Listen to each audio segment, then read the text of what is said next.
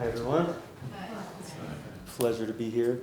I met Michael after finding a heart-shaped leaf on the ground. And 2 weeks later, I was on a search for Sedona. Never been to Sedona. Never wanted to go to Sedona. But after I found this heart-shaped leaf, I felt the call to come to Sedona. So I'm like on Airbnb. I'm calling. I'm trying to log all these cabins that I wanted to be in, and I got declined like 6 or 7 times. I tried 4 or 5 different credit cards. Nothing worked. And so the next morning I tried again, and I try the same ones, and then I find the cabins out here. I'm like, okay, this will do. This will do. I'm tired. I'm tired of looking. This will do. And so I book it, and it goes right through immediately. I'm like, thank goodness. This is Friday morning, and I'm leaving Friday morning. Okay, so I didn't have anything booked, and I was just going to go. And he calls me, and he's like, hey, where are you from? I'm like, I'm in LA. Oh, okay. He's like, how are you with COVID and things like that? And I was like, I'm trying to get away from it. So, and he goes, well, go ahead and make sure that you look at the website and make sure you know you're coming to the right place. And I'm like, what do you mean, dude? Like, don't you want my money? And don't you want me to come? And so he keeps talking to me, and so I get off the phone, I look at the website, and I'm like, yeah, whatever. This is where I want to go. It's the only place that allowed me to come, so I got to come. And so I call him back, and I'm like, dude, I'm on my way. I was already on my way. And he's like, you got to promise me something. He said, or something along these lines. He's basically like, don't bring your COVID stuff with you, like your COVID fears with you. And along those lines, so I come here, and I immediately, like the first night, I slept with the light on that we stayed here. I slept with the light on. It was horrible. I almost cried, I think. It was horrible. So I go in the next morning, I'm like, dude, what is this? I couldn't sleep. I had the light on. I was trying to get some music to get on. There's no Wi-Fi. There's no signal to block all the noise. Like the absolutely no noise.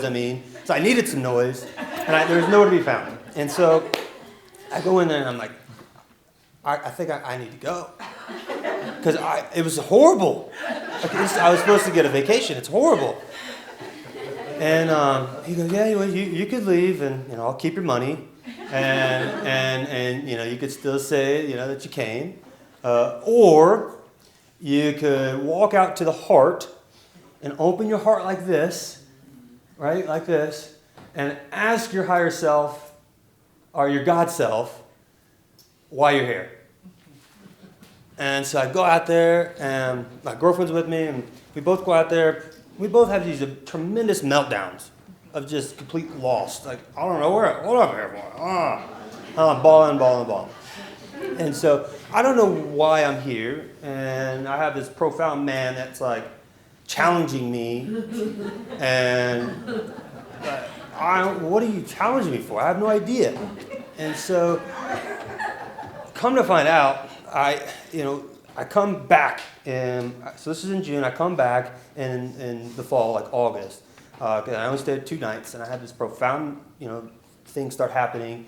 And on the second time, he asked me this question that I won't ever forget. What it felt like was like, he goes, are you willing to follow your heart's highest excitement and face the consequences that come with that, or are you willing to stay here where you're at? And the question was that moment where you're like, I don't know. And then I found out that I don't know is exactly where it's supposed to be. I don't know is living in the highest excitement.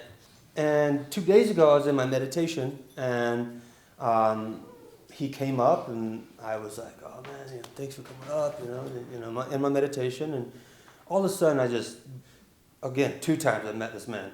And for 5 days, and I talked to him maybe an hour within that whole time frame. And I start bawling my eyes out. I'm beyond. My father passed away a year ago, and I didn't cry as much as I did here.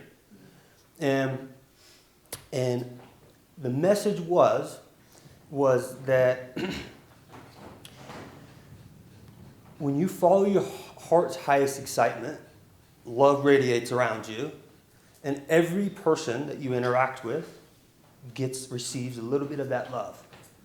And to be now in that love, so you can be present with those people that you interact with, each one of you, and to radiate that love into them just by being love within yourself.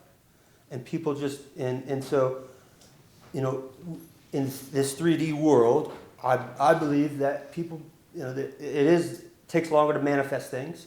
However, with love, it's immediate. And within a couple months of meeting this man, I found my love for me. And the message is that you never know who you're going to talk to, whether it's on the street or right now in this moment or whoever it is. You could be that spark of love anytime, any place, for anyone. You have no idea who it's for. I'm not sure Michael knew that what he was helping and inspiring me to do, feel, and embrace. But if he was here, he is here, so he is listening. So so the message is to lead with love, and to lead with love within yourself, because it blesses every single soul that you touch, and every soul you interact with, no matter the time. Time is not of an essence when it becomes with love.